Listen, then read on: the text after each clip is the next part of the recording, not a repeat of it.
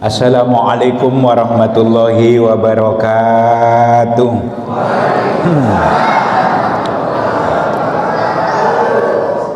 Alhamdulillah alladzi arsala rasulahu bil huda wa dinil haqq liyudhhirahu 'alad dini kulli wa kafa billahi syahida. Wassalatu wassalamu ala rasulillah sayyidina wa habibina wa syafi'ina wa qurrati ayunina Muhammadin hadan nabil karim wa ala alihi wa ashabi wa tabi'ina ila yaumiddin. Amma ba'du, faqad qala Allah ta'ala fil Qur'anil azim. Bismillahirrahmanirrahim. Qul in kuntum tuhibbunallaha fattabi'uni yuhibbukumullah wa yaghfir lakum dzunubakum wallahu ghafurur rahim. Wa qala Nabi sallallahu alaihi wasallam, man ahya sunnati faqad ahabbani wa man ahabbani kana ma'i fil jannah.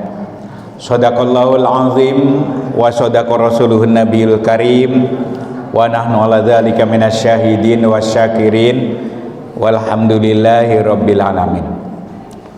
Hadirin hadirat jamaah Masjid Khairul Iman, apa karasan? Baitul Iman yang dimuliakan, dirahmati oleh Allah Subhanahu wa taala.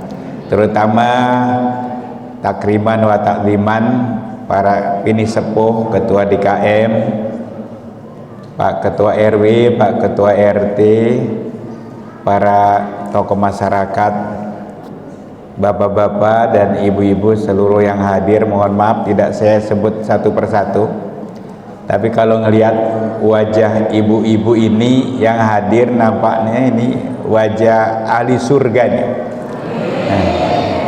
Ciri-cirinya CSR, cerah, senyum, ramah. Dan alhamdulillah saya merasa mendapat suatu kehormatan. Kurang lebih mungkin 10 tahun lebih saya ini Pak Ketua DKM enggak kebagian tugas di masjid ini nih. Dulu mau paling sering, tapi setiap tahun masih sering hadir, diundang Pak Haji Farhi ya, buka bersama membawa anak-anak yatim dia ya. Alhamdulillah Pak Haji Farhi nampaknya sehat nih, Mas, segar. Biasanya kalau saya WA itu lagi ada di Mekah, ada lagi di Turki, ada lagi di Palestina. Luar biasa nih. Semoga selalu sehat, panjang umur. Hadirin yang kami hormati, dalam perjalanan hidup kita ini dari bulan ke bulan sepanjang tahun belum pernah terlepas daripada tonggak-tonggak sejarah. Apakah itu sejarah nasional, sejarah tradisional maupun sejarah peradaban, untuk menyelusuri nilai-nilai yang terkandung di dalamnya. Karena sejarah itu bukan arsip yang bisu, tetapi merupakan tolok ukur dalam perjalanan hidup kita berbangsa, bernegara, masa lalu, sekarang, dan yang akan datang. Di bulan Rabiul Awal ini, umat Islam di berbagai pelosok tanah air, bahkan di belahan dunia, memperingati hari lahirnya Nabi Muhammad SAW dengan berbagai macam tradisi masyarakat itu masing-masing. Nah, ada yang panjang mulut, ada yang pakai ceramah saja, ada yang pakai qasidan, ada yang pakai baca Quran, ada yang iring-iringan, dan macam-macam lah ya. Nah ini saya pernah ditanya, Pak Ustadz, kalau panjang yang diiring-iring itu sejak kapan sih itu? Ya, saya sebelum materi maulid, saya ini dulu. Saya pernah meninjau mampir di salah satu gedung keris ya. Gedung keris itu adanya di Taman Mini Purbakala. Ternyata melihat tentang sejarah sejarah panjang mulut itu ada tuh sejak zaman Wali Songo. Kalau di Jogja itu namanya panjang sekaten, kalau di Demak namanya panjang jimat, kalau di Jawa Barat, Demak namanya panjang grebek panjang mulut kalau nggak salah. Kalau di Jawa Barat, Sunan Gunung Jati itu namanya panjang jimat. Kalau di Banten namanya ngeropok panjang mulut, jadi ada ngeropoknya itu. Jadi itu ternyata hampir setiap daerah itu ada ciri khasnya tentang panjang mulut. Jadi panjang mulut itu tidak ada sejak zaman Rasul, zaman sahabat, atau zaman kesini-kesininya lah gitu. Jadi itu namanya kata sekarang mah apa namanya itu kearifan daerah ya, tradisi daerah masing-masing. Ya, sepanjang tidak bertentangan dengan syariat, tentang budaya-budaya daerah yang bernafas Islam, ya kita jangan buru-buru mengharamkan dulu gitu. Dilihat, ditinjau dulu positif dan negatifnya dulu. Mungkin ada positifnya, ada juga negatifnya gitu. Dianggap pemborosan dan sebagainya. Tapi ada juga positifnya, dengan adanya peringatan Maulid, ada panjang diiring-iring. Ibu-ibu yang nggak biasa pakai jilbab nonton pakai jilbab. Bapak-bapaknya yang nggak biasa di masjid milu ngiring masuk ke masjid. Walaupun kaosnya gambar partai majening masjid, tapi mau masuk ke masjid. Ya macam-macam lah, ada yang tahu apa tujuannya dan sebagainya. Jadi kearifan lokal dan tradisi. Mungkin hanya di Serang saja yang dianggap panjang diiring-iring, tapi budaya. Tapi nilai positif berikutnya, dengan adanya panjang Maulid, apa yang nggak laku di bulan Maulid ini? Pedagang-pedagang pada laris. Jualan apa? Laku semua itu. Mulai dari telur sampai bakul saja laku, beras, sarimi dan sebagainya. Sampai Cina-Cina saja laris dagangnya. Pada beli tuh, pada orang-orang ngerawu dan sebagainya. Nah itu dari sisi, makanya bulan Maulid itu dianggap di kota Serang itu meningkatkan perekonomian rakyat kecil ya, di bulan Maulid. Apalagi kiai kan, kawin maning gak wani nih bulan Maulid malah. Wong wake berkat ya bu, rabi kita lemu aja badannya. Tiap dina dikirimi berkat baik. Ya, mungkin ada dari sisi negatifnya yang merasa terpaksa, terasa malu, bukan lagi nilai-nilai yang lainnya. Karena itu peringatan Maulid itu bukan tujuan sebenarnya, tapi hendaklah dijadikan sebagai sarana untuk mencapai tujuan. Tujuan yang pertamanya apa? Li'ilai kalimatillah, menjunjung tinggi syiar agama Allah. Lalu yang kedua, melahirkan nilai-nilai silaturahim. Buktinya yang jarang ketemu, adanya peringatan Maulid bisa ketemu seperti ini. Ada nilai silaturahim. Yang ketiga yaitu melatih jiwa sosial. Bisa ada yang sumbangan, yang uang, yang kuenya, macamnya segala macam. Kalau nggak ada peringatan Maulid, sengaja membawa kue di masjid, tidak akan mungkin. Saya baca dalam kitab I'anatul Thalibin, Syarafatul Mu'in, ada ungkapan Imam Syafi'i di situ. Berkata begini, man jamma'a ihwanan wa hayya atau aman limaulidin Nabi sallallahu alaihi wasallam jama'allahu lahu yaumal qiyamah ma'as syuhada'i wassolihin. Kata Imam Syafi'i, barang siapa yang mengumpulkan saudara-saudara sesama muslim lalu menyediakan konsumsi makanan untuk peringatan Maulid Nabi besar Muhammad sallallahu alaihi wasallam, maka nanti akan dikumpulkan oleh Allah pada hari kiamat bersama para syuhada dan para solihin, bersama ahli surga. Insya Allah yang kumpul sekarang, termasuk yang menyediakan konsumsi kue, nanti akan dikumpulkan pada hari kiamat bersama para syuhada dan solihin. Amin. Bagaimana Pak Ustadz kalau ngaji kumpulnya itu ngantuk, dapat pahala? Nggak dapat, namanya jituk, ngaji sambil ngantuk. Ada lagi yang sambil ngobrol, cibrol, ngaji sambil ngobrol. Ciko, ngaji sambil ngerokok, ayo terus. Ada lagi jider, ngajinya sambil nyender. Nah itu pahalanya dibagi dua sama tembok.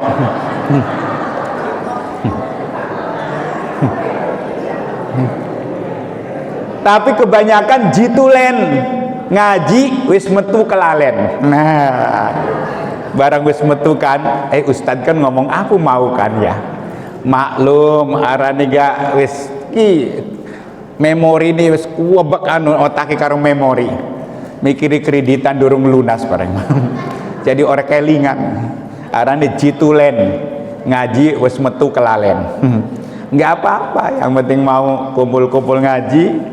Insya Allah keberangkatan kita dari rumah ke sini kan ada hadisnya, man salaka torikon yaltamishu ilman sahalallahu torikon ilal jannah. Barang siapa yang berangkat dari rumah untuk menuju mencari ilmu, maka nanti akan dimudahkan jalannya menuju surga oleh Allah Subhanahu wa taala.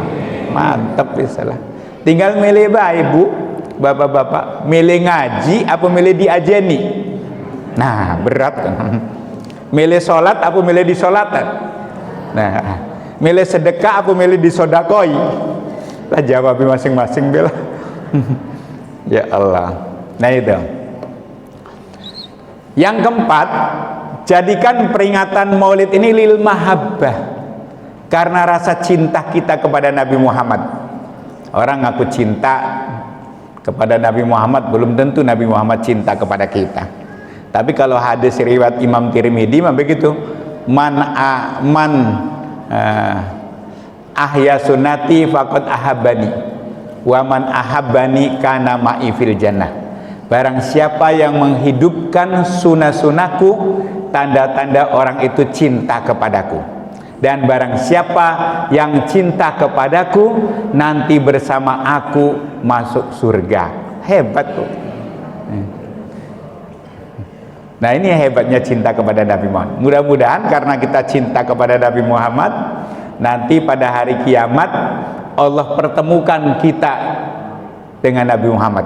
Bisa melihat wajahnya Nabi Muhammad, bisa salaman mencium tangannya Rasulullah, dan bisa diaku oleh Rasulullah sebagai umatnya, sehingga diberikan syafaat dan diajak ke surga bersama Rasulullah. Amin. Tapi cinta kepada Rasulullah itu tidak cukup pengakuan. Dalam surat Ali Imran ayat 31, Qul in kuntum tuhibbunallaha fattabi'uni. Katakan jika kamu cinta kepada Allah, katakan Muhammad, kalau mereka cinta kepada Allah, maka ikutilah Nabi Muhammad, ikuti aku. Yuhibbukumullah, maka Allah akan mencintai kamu. Wa yaghfir lakum dunubakum, dan Allah akan mengampuni dosa-dosa kamu. Wallahu ghafurur rahim, Allah Maha Pengampun dan Maha Belas Kasih. Jadi dalam kajian tafsir Ibnu Katsir, sababun nuzul ayat ini ada beberapa orang yang datang kepada Nabi Muhammad ngaku cinta kepada Allah, lalu turunlah ayat ini, katakan Muhammad, kalau cinta kepada Allah tidak cukup kepada Allah, tapi harus mengikuti Nabi Muhammad, ajaran Nabi Muhammad. Paling tidak ciri-ciri cinta kepada Nabi Muhammad itu ada 4. Pertama, Nasaruddin, membela agama Allah. Nah, janji Allah, intang surullah yang surkum wa yusabbit aqdamakum. Jika kamu membela agama Allah, maka Allah akan membela kamu, dan Allah akan menetapkan langkahmu ke depan yang lebih bagus. Kalau kita akan membela saudara-saudara kita di Palestina, tidak akan mungkin kita datang ke sana, ngirim uang pun nggak mampu. Maka kita ngedoa saja kepada Allah. Mudah-mudahan saudara-saudara kita yang sekarang lagi dibantah oleh Zionis Israel, Allah memberikan jalan keluarnya. Ya, kalau mati juga menang termasuk, karena masuk surga orang Palestina, saudara-saudara kita. Nah itu. Yang kedua, ciri-ciri cinta kepada Allah, ad-difa'us syariah, menerapkan syariat Islam dalam kehidupan kita sehari-hari. Apakah gerak langkah kita sekarang ini bertentangan tidak dengan agama? Orang-orang Islam, kiainya, ulamanya berusaha membina umat supaya tidak sesat, supaya tidak menyimpang dengan agama. Tetapi yang punya kebijakan kadang-kadang memfasilitasi yang bisa bertentangan dengan agama. Kita kewalahan. Miras di Banten termasuk terkenal, izinnya 3 menteri nggak tanggung-tanggung, karena pajaknya setiap tahunnya itu 2,5 triliun. Saya baca di ininya, berarti penghasilannya 20 triliun lebih per tahun. Walaupun ngakunya kata pihak pabriknya, pabrik miras di Cikande itu, katanya tidak diperjualbelikan di Banten. Ternyata banyak juga di Banten. Kenapa itu 8 tahun barusan ketahuan sekarang? Karena ada karyawan yang dipecat, yang di PHK, akhirnya buka-bukaan, udah ketahuan. Ya saya juga usul YouTube di mana-mana, karena bupati tidak mempunyai kewenangan untuk menutup, hanya usul, karena undang-undang Unisbloy kan pusat segala-galanya, jadi 3 menteri. Maka saya ngirim YouTube-nya langsung ke Pak Presiden sama Wakil Presiden, karena Pak Kiai Ma'ruf Amin itu sudah menciptakan apa namanya tuh, pabrik-pabrik yang halal berdasarkan ke syariah. Nah itulah salah satunya. Jadi bertentangan dengan ucapan Pak Wakil Presiden. Nah ini, lalu apalagi kalau ada kondom bisa dikonsumsi gratis kepada anak-anak sekolah. Emang buat apa anak sekolah pakai kondom itu? Punya istri enggak gitu? Jadi kita juga kadang-kadang disitulah ingin menerapkan syariat Islam. Jadi dalam kehidupan sehari-hari supaya tidak banyak musibah yang menerjang kepada bangsa dan negara, termasuk kelompok perorangan dan masyarakat yang tidak punya salah pun kena imbasnya. Yang ketiga, at-tahalluk bihuluki, yaitu berakhlak seperti akhlaknya Rasulullah. Ya. Karena hulukul Quran, Rasulullah itu akhlaknya Al-Quran. Yang keempat, iktidaan li sunnati, mengikuti ajaran-ajaran sunnah-sunnah Rasulullah Sallallahu Alaihi Wasallam.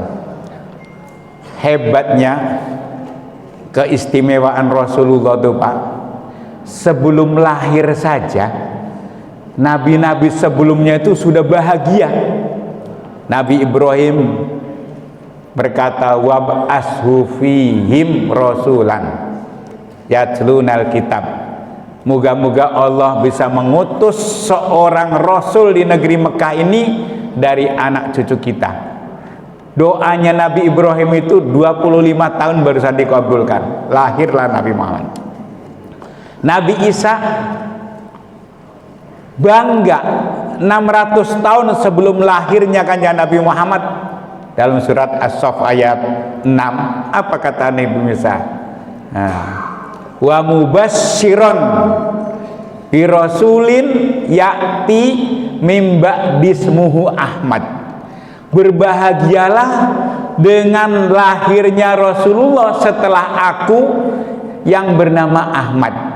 Cuma diartikan Ahmad juga, ada yang mengartikan Ahmadiyah, ada yang mengartikan Ahmad Musodik yang pernah ngaku Rasul.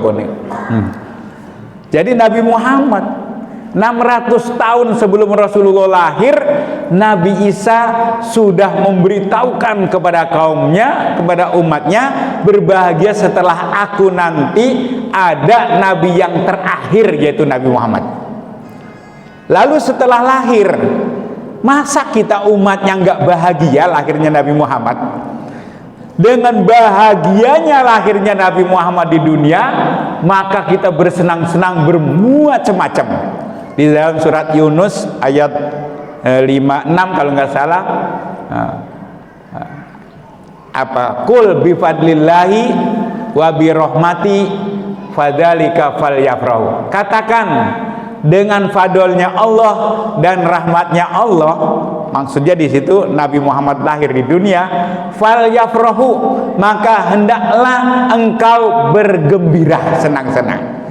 Kanjeng Nabi lahir di dunia, maka kita setelahnya ini senang karena kita ini mendapat hidayah, diselamatkan dengan ajaran Rasulullah.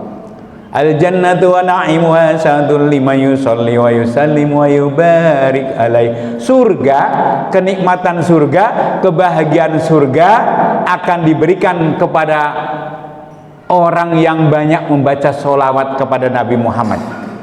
Dalam kitab Ta'wiqul Iman, nah itu disebutkan, mangkanat indahu hajatun fal yuksiri sholata alayya fa innaha tuksirul humum wal gumum wa tuksirul arzak.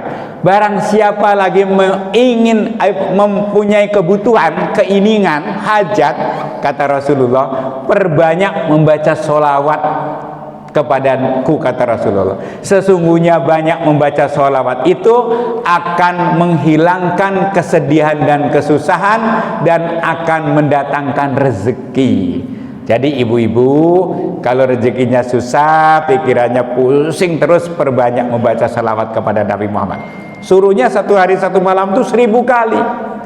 Di dalam nadam berjanji, alfa sallu ala nabi khotimir rasulullah, 1000 kali baca salawatlah kepada Nabi Muhammad, maka akan mendapatkan 100 keuntungan, 80% untuk di akhirat, 20% untuk di dunia. Itu disebut dalam kitab Lubabul Hadis. Lubabul Hadis. Jadi banyak dalam surat ayat 55 kalau nggak salah, innallaha wa malaikatahu yusholluna 'alan nabi ya ayyuhalladzina amanu shollu alaihi wasallimu taslima. Itu surat Al-Ahzab. Allah, para malaikat Allah membaca sholawat kepada Nabi Muhammad. Wahai orang-orang yang beriman, perbanyak membaca sholawat dan salam kepada Nabi Muhammad. Kalau kita 1000 kali nggak mampu, diketeng 5 kali waktu. Setiap waktu 200. Coba bu, insya Allah hati kita tenang. Kan ada anta syamsun anta badrun, engkau Muhammad laksana matahari, engkau Muhammad laksana bulan. Anta nurun fauqa nurin, engkau Muhammad cahaya di atas cahaya.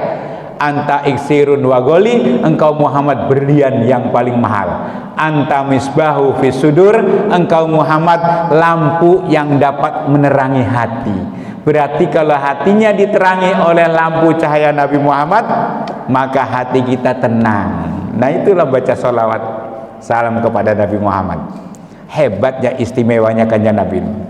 Lalu wafatnya dikunjungi oleh orang sedunia di Madinah yang sudah 2 kali, 10 kali lebih masih rindu kepada Nabi Muhammad, datang ke makomnya. Kanjeng Nabi Muhammad pernah berkata, hayati mauti kahayati manzaroni faqad ra'aitu. Jadi matiku ibarat hidupku. Siapa yang berkunjung ziarah ke makamku, maka aku akan melihat dengan cahaya Allah. Jadi siapa yang datang kita ziarah ke makam Nabi Ibrahim, kanjeng Nabi Muhammad melihat kita. Kalau sekarang kita lagi memperingati baca sholawat kepada Nabi Muhammad, Nabi Muhammad melihat kita hadir. Maka washolli wasallam ala hadan nabiyil karim. Jadi sholawat dan salam kepada Nabi yang sekarang hadir ke kita. Hadirnya gimana? Cahaya Nabi. Karena Allahu nurus samawati wal ard. Cahaya Nabi itu adalah antara sekeliling dunia bisa melihat. Apabila umatnya sedang rindu kepada Nabi Muhammad, maka Nabi Muhammad melihat dengan cahayanya. Itulah anta syamsun anta badrun. Hebatnya, kitab Nadam Berjanji itu dikarang oleh Syekh Ja'far. Syekh Ja'far itu termasuk keturunan Rasulullah, seorang sufi yang ngarang berjanji itu Pak. Itu pada waktu dikarang di negeri Irbil, Irak Mosul itu lagi dijajah oleh kaum kafirin yang datang dari Romawi, Bizantium Romawi yang dipimpin oleh seorang Jengisan yang bengis. Akhirnya karena orang Islam itu pada lemah, lupa keimanannya, maka ada seorang gubernur Irbil yang bernama Abu Sa'id mengadakan peringatan maulid dengan besar-besaran sampai 7 hari 7 malam, sampai gubernur itu menganggarkan untuk biaya peringatan maulid itu, kalau uang kita itu 155 miliar. Dan umat Islam sedang keadaan lemah, dijajah oleh Kristen Ortodok dari negara Roma waktu itu. Akhirnya agar kembali kepada perjuangan Rasulullah, mengingat sejarah Rasulullah dari lahir sampai wafat, bangun kembali umat Islam saat itu mampu bisa mengusir penjajah.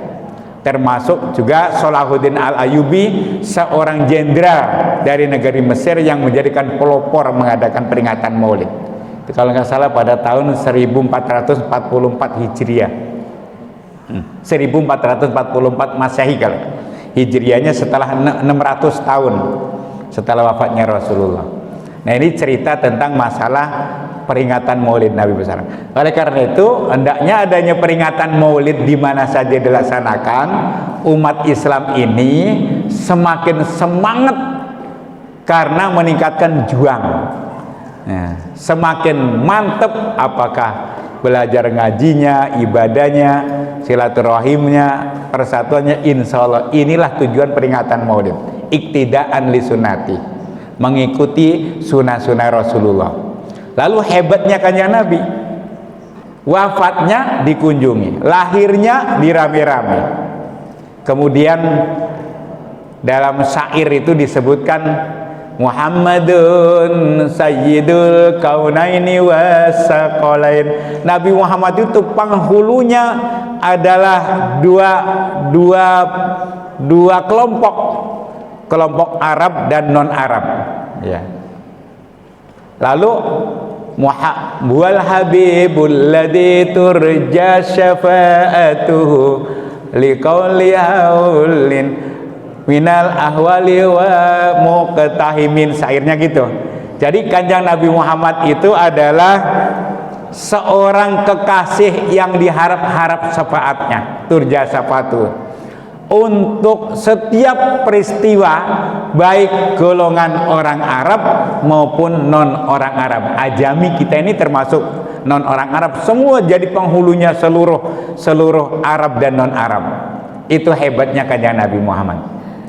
Ada lagi syair berikut, lam yahtalim qatuto mutlaqan abada wa matasyaaba aslan fi mada zamani. Kanjeng Nabi itu seumur hidupnya belum pernah ngimpi. Ada yang nafsiri belum pernah ngimpi basah. Wong Kanjeng Nabi mah kalau tidur itu tidak seperti kita ngambil air wudhu, membaca apalagi itu ayat kursi, membaca qulu birabbil falaq birabbil nas. Bahkan pernah ngomong, kata Kanjeng Nabi Muhammad, Aisyah kalau ngimpinya supaya enak, supaya tidak diganggu setan, sebaiknya mau tidur itu ngambil wudhu, baca qulu 3 kali, birabbil falaq 1 kali, birabbil nas 1 kali, ditambah ayat Quran, insya Allah ngimpinya enak. Nah, ibu-ibu kalau pengen tidak diganggu setan, kalau tidur biasa ngambil wudhu, nggak mau tidurnya Bu, air wudhu, baca qul 3 kali, birabbil falaq, birabbil nas, Fatihah, tambah ayat kursi kalau hafal. Kalau nggak hafal ayat meja dalam, insya Allah enak tidurnya, tidak diganggu setan. Pengen bangun jam berapa? Pengen bangun jam 4, insya Allah bangun. Pengen bangun jam 2 mau sholat tahajud, insya Allah.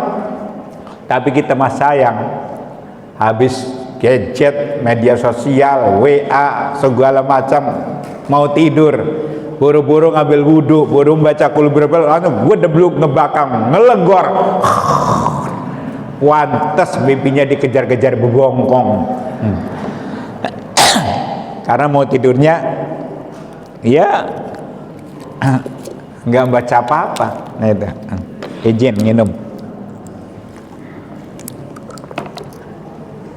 Wa mata sa'aba, Kanjeng Nabi Muhammad seumur hidupnya belum pernah angob. Angob tuh bahasa kitanya apa ya? Hamuai. Hamuai bahasa Sunda. Menguap. Seumur hidup belum pernah menguap. Kita datang ke sini sudah berapa kali mangapnya, nggak kehitung. Bahkan saya ngelihat hampir kesedot saya. Mangap itu kata hadis pantatnya ditiup setan. Karena kita datang ke sini ini dari rumah perang dulu sama setan. Oh, TV rame, apalagi ini main bola ini, oh sudahlah. Akhirnya datang ditiup pantatnya sama setan. Jadi setan apa? Kurnenta yang tukang ini.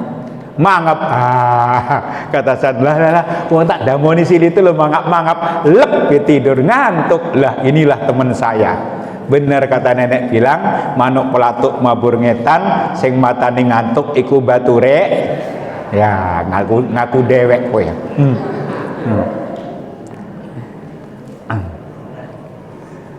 Iku hebat ya Kanjeng Nabi. Wa mata sa'aba min huda wa bu falam tahrob wama.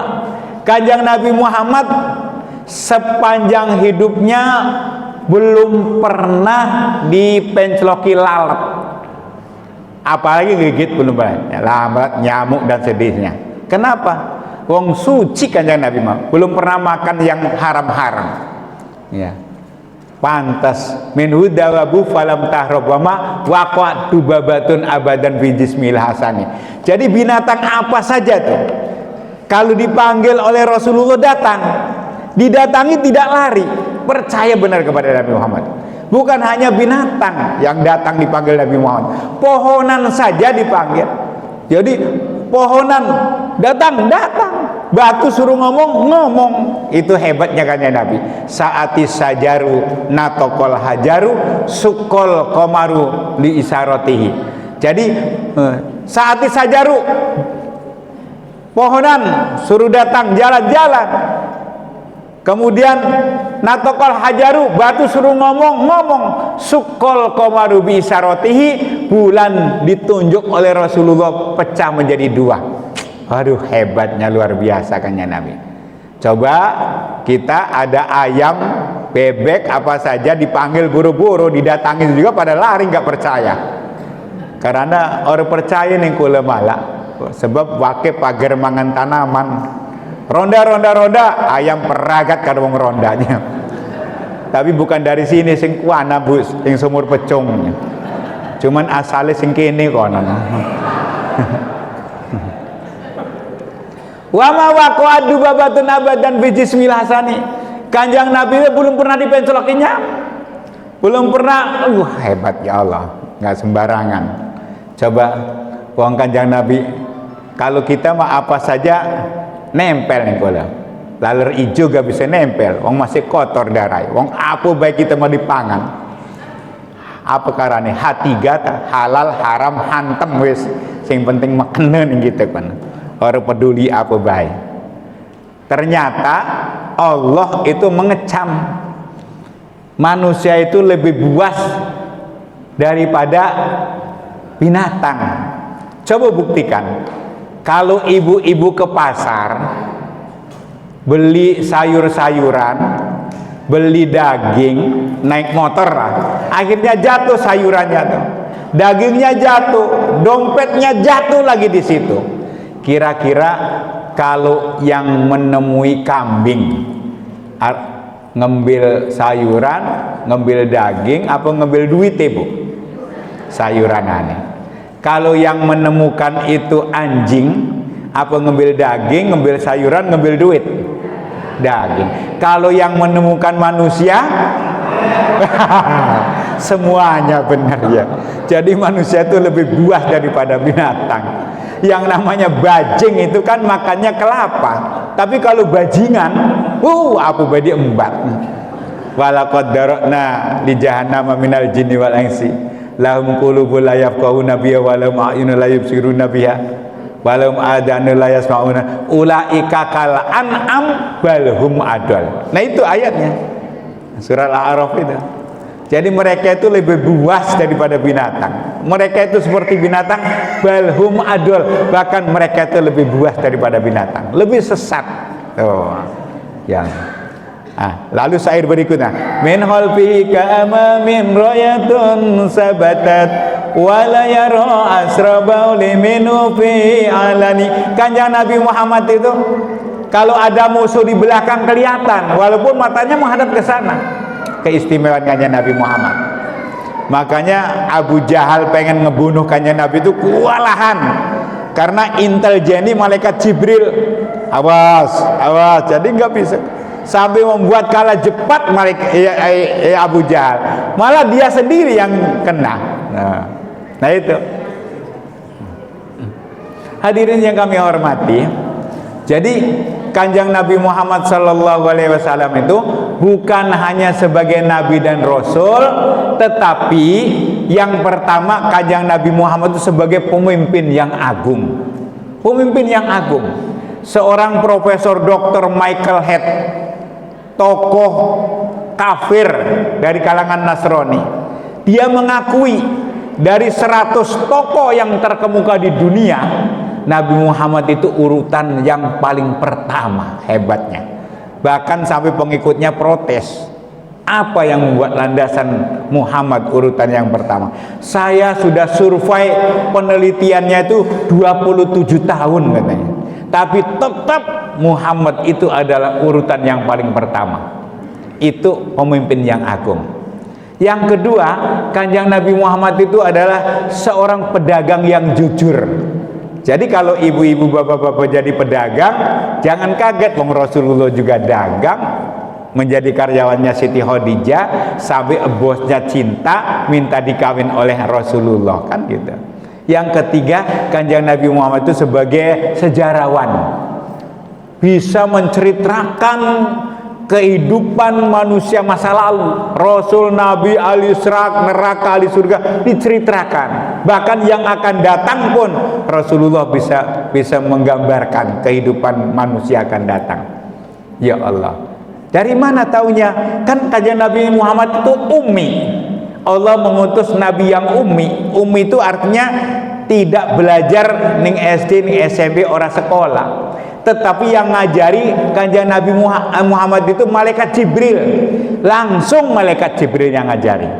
Ya, saya membaca dalam salah satu buku, ada seorang ulama nggak mengerti apa-apa jadi ulama besar. Dia cuman setiap malam Jumat itu tidak tidur membaca sholawat rindu kepada Nabi Muhammad. Setiap malam Jumat. Akhirnya ngimpi dia ketemu Rasulullah, lalu diajari ilmunya oleh Rasulullah. Pinter dia mendapat ilham sampai mengarang kitab. Siapa kalau nggak salah itu? Itu yang menceritakan Abdullah ibnul Mubarak. Abdullah ibn Mubarak itu ahli sufi, seorang wali, menceritakan Syekh Musrif itu sampai pinter nggak sekolah karena diajari oleh Nabi Muhammad. Nabi Muhammad diajari oleh malaikat Jibril. Siapa yang pernah ngimpi ketemu dengan Rasulullah? Ada hadisnya, barang siapa yang melihat aku di waktu tidur sama melihat aku di waktu tidak tidur. Berarti ngimpi Rasulullah tanda-tanda orang yang sudah diaku oleh Rasulullah. Ngimpi ketemu Rasulullah. Dicoba baca sholawat yang sebanyak-banyak seperti Syekh itu. Yang keempat, kanjeng Nabi Muhammad itu seorang hakim yang adil. Bahkan pernah ngomong, seandainya anakku Fatimah mencuri, akan kupotong tangannya. Mungkin sekarang juga ada, apabila seorang korupsi itu mencuri, akan kupotong tahanan.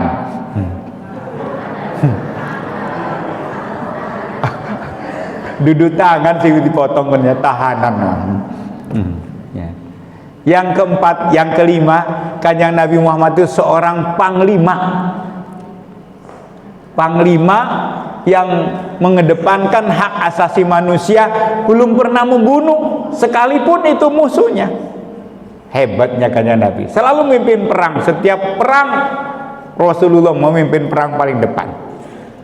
Yang keenam, Kanjeng Nabi Muhammad itu adalah seorang manusia yang berakhlakul karimah.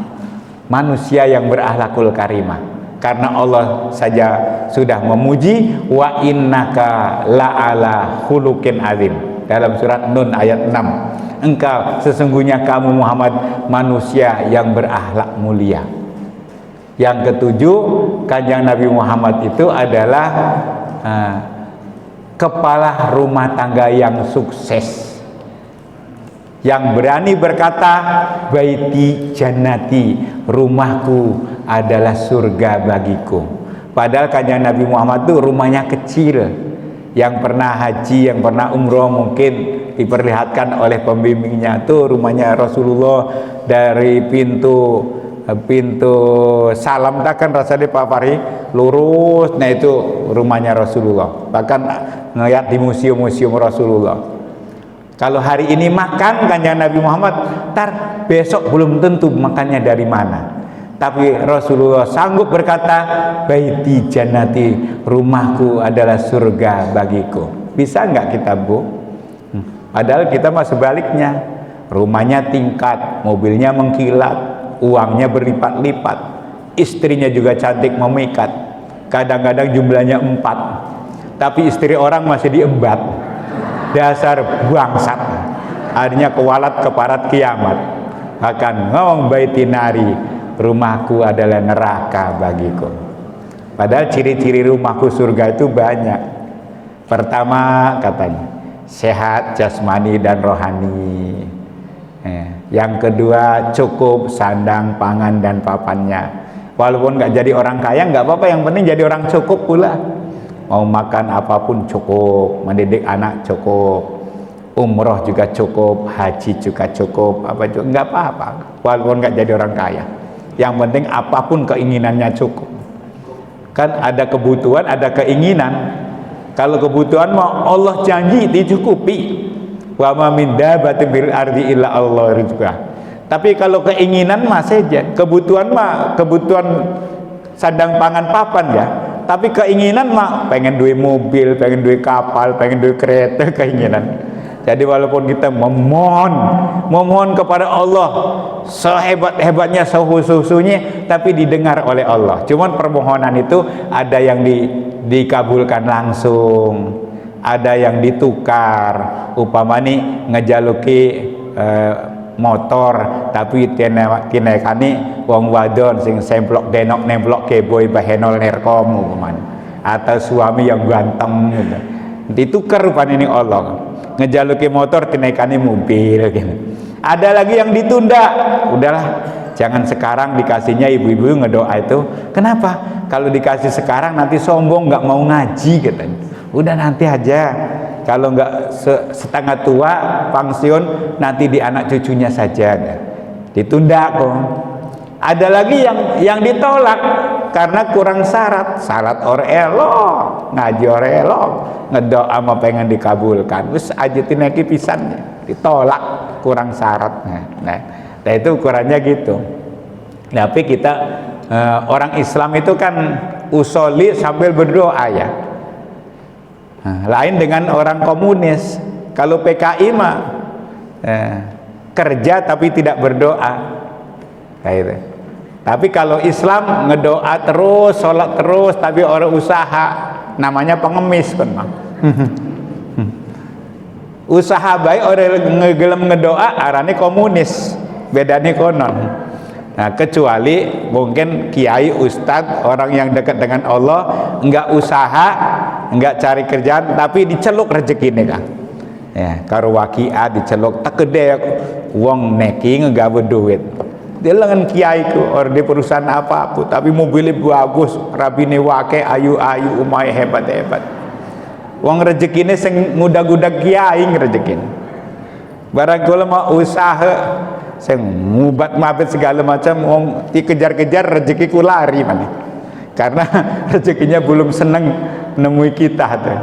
Ada kiai itu yang dikasih rezeki nggak nerima, ada yang kiai didatangi rezeki ya seperti Kiai Mufasir, keberuan rezeki kan bakal nyiksa nih kita kan, orang diterima, tapi sing bagus halal masih diterima.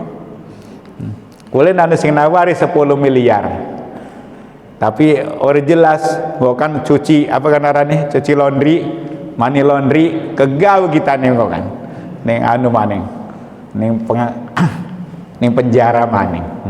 Wake kiai-kiai gasih ditawari money laundry kan, rupanya duitnya merana merenegati orang itu duit oleh korupsi rupanya. Wis neng kiai be, mudah-mudahan neng kiai 10 miliar, sing 100 miliar aman ngonan. Karena apa kan, money laundry, cuci uang, 15 tahun di PPU-nya penjara maning, gara-gara nerima duit. Nah itu. Jadi yang ditakuti hidup itu 4 kosong kan, kosong iman, kosong ilmu, kosong amal, kosong duit. Nah, kalau hidup kosong iman jadi siluman, kalau hidup kosong ilmu ya bodreksin, ya bodoh torek arep ngaji isin, akhirnya jadinya teh botol, teler, bodoh dan tolol, timbullah usdek, ngurus dewek dan sebagainya. Nah, ya, emang hidup yang keempat yang kosong amal, ordeta barat, tabungan bekal akhirat, iki amal kan.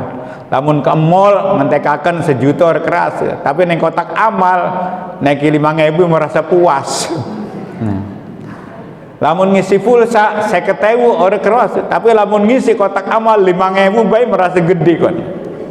Kosong amal. Orang seimbang. Lalu yang keempat yang ditakuti kosong duit. Hidup tanpa duit susah. Betul atau betul? Tapi duit itu tidak menjamin hidup kita senang. Banyak yang rumahnya tingkat, yang lega, tapi hatinya sempit. Karena hatinya sempit merasa sempit. Tapi kalau hidup kita juga hidup di RSS, RSS itu bukan rumah sangat sempit, tapi rumah sangat strategis. Kenapa? Serba dekat. Itu dari dalam kemana-mana dekat, ke belakang, ke depan, ke samping, ke kanan, ke kamar mandi, dekat. Namanya RSS. Tapi hatinya lega. Modal utamanya memang ada dalam hadis riwayat Imam Tobroni yang berbunyi arbaatun min sa'adatil mar'i. Ada 4 kebahagiaan seseorang itu. Yang pertama, antakuna zaujatuhu sholihatan. Modal utama pasangan suami istri yang soleh dan soleha. Tapi gampang-gampang gati kok. Rabine rajin ibadah, rajin sholati, tapi laki ini si jarum super. Jarang di rumah, suka pergi. Pusing maning. Laki ini hebat, istrinya jisamsu, janjinya manis nyatanya palsu. Pusing maning. Nah, tidak cukup suami istri saja, tapi yang kedua wa antakuna auladuhu abroron, punya anaknya baik-baik. Di dalam Al-Quran itu anak itu adalah harta yang paling berharga, tidak ada bandingannya anak tuh. Tapi bisa jadi 5 macam. Di dalam Al-Quran surat Al-Kahfi, anak itu al-malu wal banuna zinatul hayatid dunya wal baqiyatus sholihatu. Jadi anak dan harta itu adalah perhiasan dunia, tetapi bisa saja menjadi adab. Ada lagi anak itu baik, dzurriyyatan thayyibah, kepada orang tua. Apa orang tua yang dibutuhkan? Anak itu memberikan solusi benar-benar. Yang ketiga, ada lagi anak itu qurratu ayun, senang dipandang mata, ya Allah. Kalau punya anak rajin ngajinya, apalagi ada di pesantren. Emang ngajar anak sendiri itu Pak lebih susah daripada ngajar anak orang. Saya punya santri lebih dari 1000 di Al-Mubarak. Anak orang nurut itu, diarahkan suruh ngaji segala, bahkan 3 tahun aja udah hafal 30 juz yang khusus tahfidz. Tapi saya punya anak 4, nggak ada yang mondok di saya, mondok di luar semua, 4-4-nya, tapi semuanya udah berkeluarga, udah besar semua. karena nggak mampu ngajar anak sendiri. Kenapa? Kita ini udah ketahuan kekurangan-kekurangannya oleh anak. Meninggalkan sholat ketahuan mungkin segala. Tapi kalau ke orang, makanya saya sering kalau hari Minggu orang tuanya nengok anak itu ada yang nangis. Bu, kenapa kalau nengok anak di pondok itu nangis? Nangis senang Pak Ustadz. Kalau megang Quran, habis sholat ngewirid, sholat tahajudnya, terus sholat duhanya, ngedoakan orang tua, salamannya lama lagi gitu, bahkan dibulak-balik. Tapi kalau di rumah mah anak itu tamblek Pak Ustadz ya. Kalau udah nyekel gadget, ngadep televisi, suruh sholat tuh melotot kan. Tapi kalau di pondok masa itu namanya Rabbana hablana min azwajina wa dzurriyyatina qurrata ayun. Sedep, senang dipandang mata, termasuk juga hati. Ibu-ibu kalau mau anaknya taruh di pesantren, Bu. Karena terasa itu, Bu. Nah, diawasi orang banyak, nah, nurut anak itu daripada diawasi diri sendiri orang tuanya. Susah. Karena orang tuanya tidak mengawasi 24 jam ada di rumah. Yang ketiga, yang keempat ada lagi anak itu fitnah. Innama amwalukum wa auladukum fitnah. Surat At-Taghabun. Harta anak termasuk juga istri, suami jadi fitnah. Fitnah itu ujian. Biasanya anak yang berbuat dosa, minum narkoba ditangkap, yang disebutnya bukan anaknya dulu, bapak ibunya dulu. Anaknya Mang Somad tuh katanya ditangkap polisi karena narkoba nyungsep nih kecomberan ya. Jadi itulah disebut hana cara kadata sawala, anak nacilaka bapak ibu nak bawa-bawa. Akhirnya anaknya gentong, generasi tukang tongkrong. Bapak ibunya penyakitnya diabetes. Diabetes itu diam-diam bertengkar terus. Nah itu modelnya. Kalau bapak ibunya sudah ribut terus bertengkar di rumahnya, anak-anak kita juga tidak nyaman, bisa berbuat dosa, bahkan keluar dari rumah, nggak betah di rumah. Tapi kalau bapak ibunya sakinah, sakinah itu bahasa Arab, artinya tentram. Mungkin bahasa Serangnya sakinah itu sampai aki-aki masih ngena. Naik tumak nina sampai tua masih ngena gitu. Istiqomah, istirahat ngedakom ning rumah, mantep. Nah itu rumah tangga bahagia. Makanya bapak-bapak, istri itu jangan dikerasi supaya sakinah. Kalau istrinya rewel, galak delengakeun bae wis, senajan ngeremel bae, barang didelengakeun mah kepegelan mah berhenti sendiri. Supaya cepat berhenti dikebuti sama uang 100.000, insya Allah cepat riren. Tapi lamun diladeni tambah terus hormat, menang-menang. Kalau suaminya yang galak, menang baik Bu, bila perlu Al-Fatihah, di Fatihah, supaya cepat selesai, cepat mati biananya. Diabetes, diam-diam bertengkar terus. Akhirnya timbullah anaknya gentong, generasi tukang tongkrong, bentar-bentar nyungsep nih ketomberan minum narkoba. Kan pusing ibu-ibu, bapak-bapaknya yang di rumah juga. Apa artinya rumah yang mewah, harta kekayaan yang banyak, jabatan yang tinggi, kalau anak-anak kitanya, karena itu perlu juga yang ketiga, wa antakuna hulatauhu solihina, pergaulan anak itu dengan orang-orang yang soleh. Nah, makanya saya sering ngomong, kenapa wanita itu kalau sudah nikah dipanggilnya nyonya? Ternyata secara filosofis wanita itu banyak menggunakan kata awalan n-nya itu, Bu. Coba perhatikan, mulai dari nyidam, n nyusui, n nyetrika, n nyuci, nyapu, terus nyiapin makan, nyiapin minum, nyiapin tidur, nyanyi, terakhir nyap-nyap.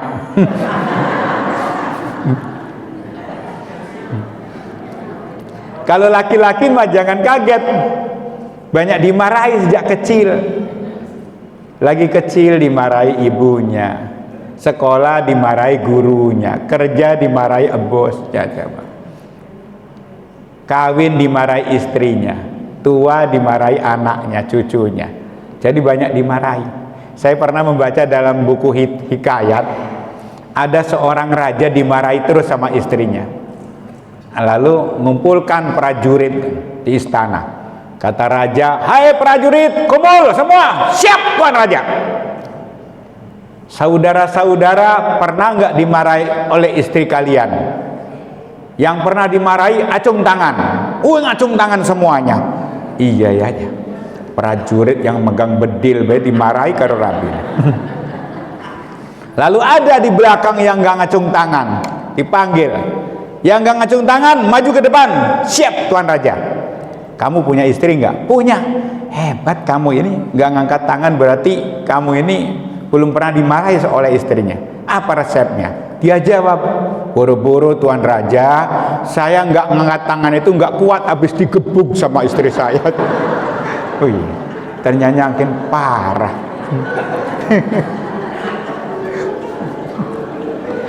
Saja kaget pak.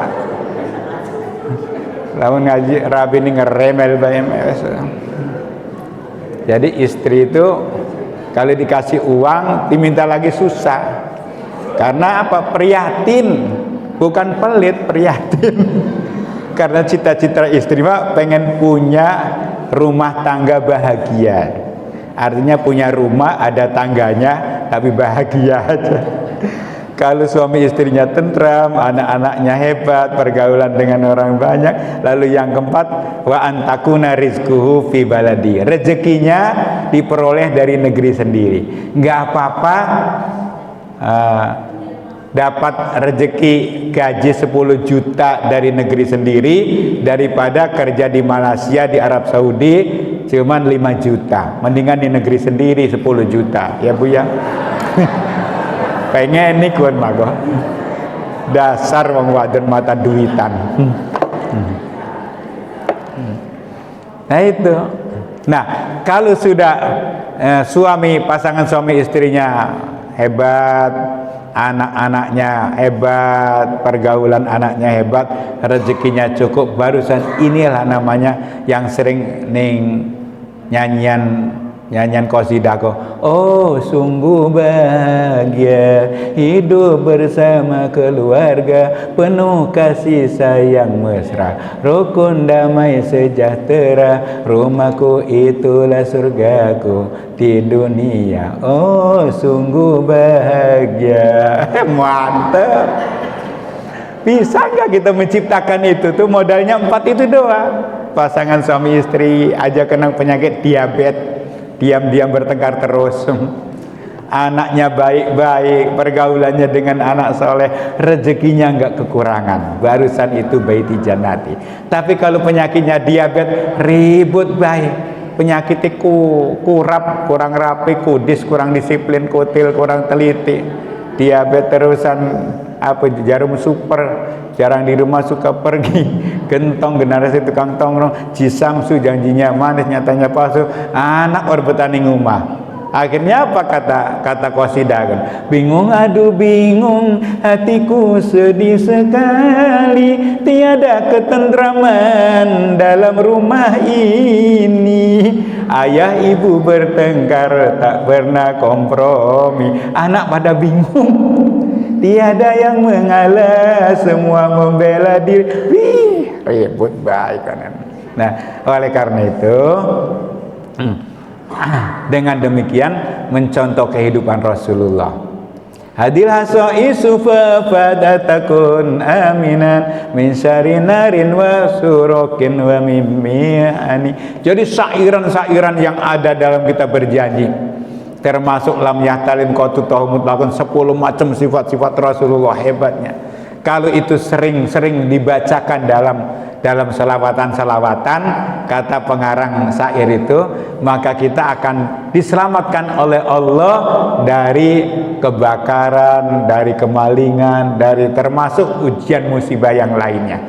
Jadi jangan kaget, kenapa bangsa kita banyak musibah, ini belum selesai, ini belum selesai, oh itu.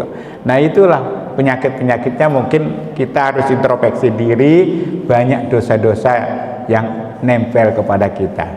Nah, kalau kita sudah baik, terusan ada musibah, itu udah musibah mubrom. Jadi lagi diuji nih Allah Subhanahu wa taala, kesabarannya segala macam. Saya teringat satu Ebed Kiadit kan, waktu menceritakan banyaknya malapetaka di Indonesia. Apa dia bilang? Barangkali di sana ada jawabnya. Mengapa di tanahku terjadi bencana? Mungkin Tuhan melihat, mungkin Tuhan bosan melihat manusia yang bangga dengan dosa-dosanya. Sampai ke laut ku kabarkan kepada karang ombak, tetapi semua diam, semua bisu. Akhirnya mari ku coba bertanya kepada rumput yang bergoyang. Siapa rumput yang bergoyang? Ini bapak-bapak, ibu-ibu yang rajin di masjid, suka zikir nih Allah. La ilaha illallah. Punya uang gak punya uang, la ilaha illallah. Tanggal tua tanggal muda, la ilaha illallah. Kreditan belum lunas, la ilaha illallah. Suaminya kawin lagi, la ilaha, istrinya judes, la ilaha. Terus berzikir kepada Allah. Itu insya Allah orang-orang yang diberikan ketenangan lahir dan batin. Jangan lupa, kalau hidup ingin tenang, jangan cari-cari lawan. Tidak sempurna iman seseorang kalau bertengkar sampai 3 hari 3 malam. Barang siapa yang paling hebat, maka minta maaf sebelum nginep. Kalau hidup ingin tenang, jangan sampai kita ribut terus rumah tangganya, akhirnya menjalar ke tetangga dan yang lainnya sampai ke anak ke mantu. Mencari sakinah mawaddatan warahmah. Insya Allah malaikat yang biasa menurunkan rahmat di rumah akan datang, setannya pada pergi. Tapi kalau bertengkar terus, setan daksim terus ngadu-adu sampai ujung-ujungnya ceraian gitu. Itu saja barangkali tugas saya sudah 60 menit, kurang lebihnya mohon maaf. Kalau ada kekurangan-kekurangan ya undang lagi Pak Ketua DKM, nanti akan saya teruskan di lain kesempatan pada waktu dan gelombang yang sama. Mari kita berdoa kepada Allah Subhanahu wa taala, ala hadiniyah wa ala kulli niyatin shalihah fil ijabah. Al-Fatihah. Bismillahirrahmanirrahim. Alhamdulillahirabbil alamin arrahmanir rahim maliki yaumiddin. Iyyaka na'budu wa iyyaka nasta'in ihdinas siratal mustaqim. Siratal ladzina an'amta 'alaihim ghairil maghdubi 'alaihim waladdallin. Amin ya mujibas sa'ilin. Alhamdulillahirabbil alamin. Hamdas syakirin, hamdan na'imin, hamdan yuafi ni'amahu wa yakafi mazidah.